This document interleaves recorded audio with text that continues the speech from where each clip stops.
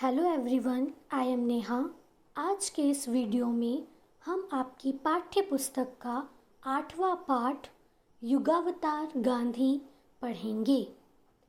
प्रस्तुत कविता में कवि श्री सोहनलाल द्विवेदी ने महात्मा गांधी के व्यक्तित्व का यथार्थपरक चित्रण बहुत ही सुंदर ढंग से किया है।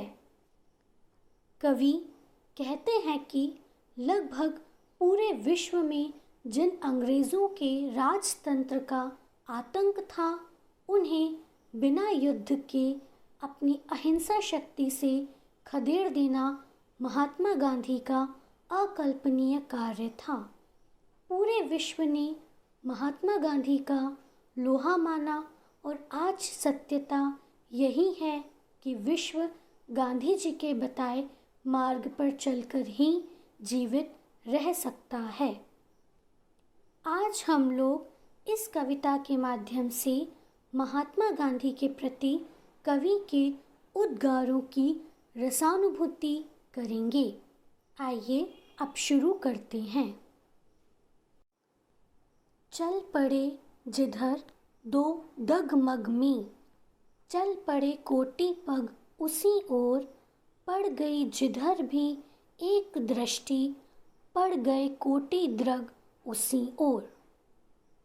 कवि महात्मा गांधी के असाधारण व्यक्तित्व के विषय में कह रहा है कि महात्मा गांधी का इतना प्रभावशाली व्यक्तित्व था कि जिस मार्ग पर वे 2 कदम चल दिए, उसी रास्ते की ओर करोड़ों लोग चल पड़ते थे।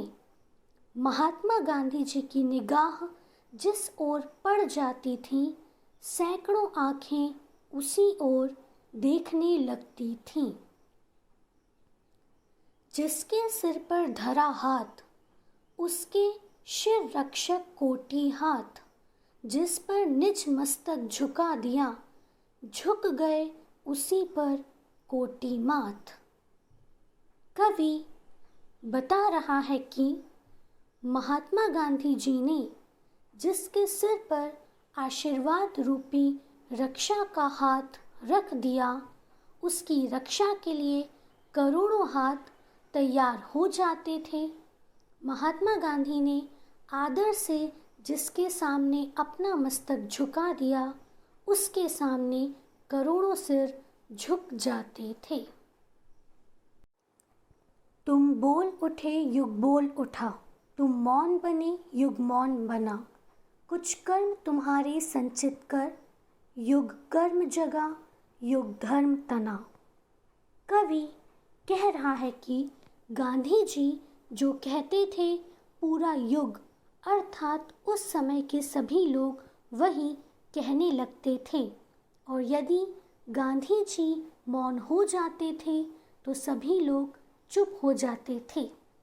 आगे कवि कहते हैं कि लोग गांधी जी के बताए हुए कार्यों को करने लगते थे और उसे ही अपना धर्म मान लेते थे।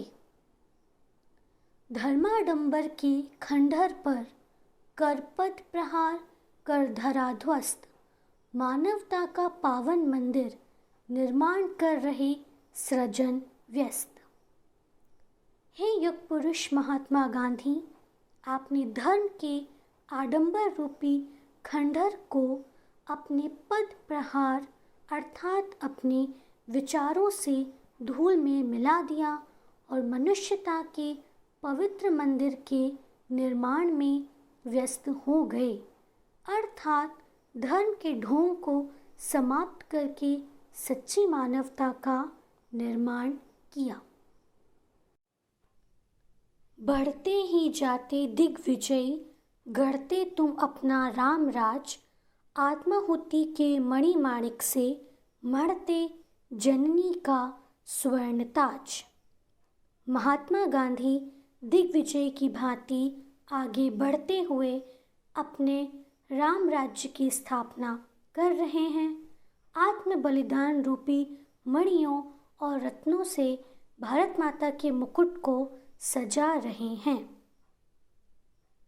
पिस्ती कराहती जगती के, प्राणों में भरते अभयदान, अधमरे देखते हैं तुमको, किसने आकर यह किया त्राण। चारों ओर हिंसा से पीड़ित और कराहते हुए विश्व को आपने अभयदान दिया, अर्थात उन्हें अहिंसा का मार्ग बताकर भय मुक्त किया। हिंसा से त्रस्त अधमरे लोग आपको देखकर सोचते हैं कि हम लोगों की रक्षा किसने की। हैं अस्त्र शस्त्र कुंठित लुंठित, सेनाएं करती गृह प्रयाण, रणभेरी तेरी बजती है, उड़ता है तेरा ध्वज निशान। हे युग पुरुष, आपके अहिंसा रूपी युद्ध की रणभेरी अर्थात युद्ध प्रारंभ करने से पूर्व बजने वाली तुर ही जब बजती है, तब हिंसा के सारे अस्त्र शस्त्र बेकार हो जाते हैं तथा सेनाएं अपने अपने घरों को वापस चली जाती हैं। उस समय केवल आपका अहिंसा रूपी झंडा ही लहराता है। हे युग दृष्टा, हे युग सृष्टा, पढ़ते कैसा यह मोक्ष मंत्र, इस राजतंत्र के खंडहर में उगता अभिनव भारत स्वतंत्र। हे आने वाले समय की जानकारी रखने वाले, हे वर्तमान समय को नया जन्म देने वाले, आप यह कौन सा मोक्ष मंत्र शांति का संदेश पढ़ते हैं कि सदियों के राजतंत्र के खंडहर में नवीन स्वतंत्र भारत का जन्म हो गया है। पाठ से संबंधित प्रश्न, सही विकल्प चुनिए। सत्य और अहिंसा के पुजारी नेहरू जी, गांधी जी थे। सही उत्तर गांधी जी। वैष्णव जन सैयद जन को तेने कहिए गांधी जी का प्रिय भजन था। सही उत्तर वैष्णव जन। गांधी जी ने मानवता का पवित्र अपवित्र मंदिर खड़ा किया। सही उत्तर पवित्र।